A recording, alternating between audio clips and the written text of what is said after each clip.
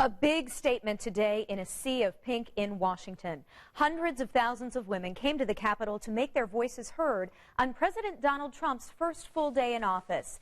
But it wasn't just there. All across the country and here in Indianapolis, thousands of women stood together in solidarity.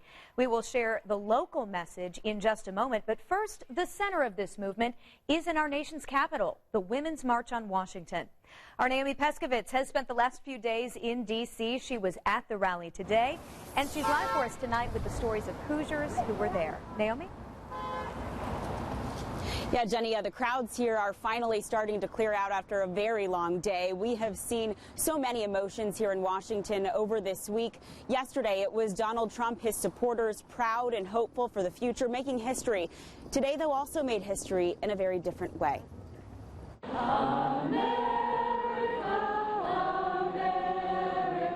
Hours before the rally began, the crowds fired up. Ready to go! Fired up! We drove with a friend overnight. We slept in the parking lot for 3 hours, and now we're here. Others arrived from out of state by the busload, both men and women armed with signs, voices, and emotion. I hate seeing this violence against people based on their religious beliefs, because it starts with one group. None of us are free until all of us are free. We got the power! I can't even talk about it. I can't even talk about it. Very mixed.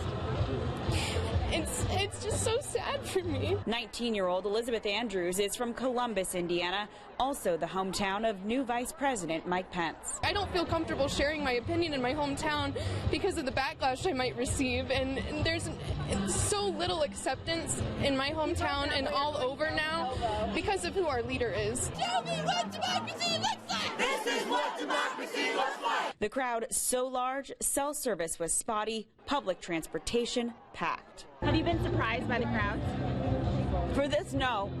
I knew it'd be big, it should be bigger. Not hate.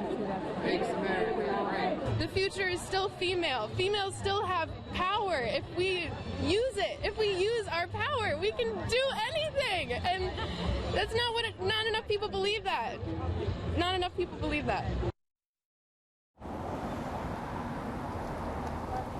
And for some perspective on just how big this crowd was, about 200,000 people were expected.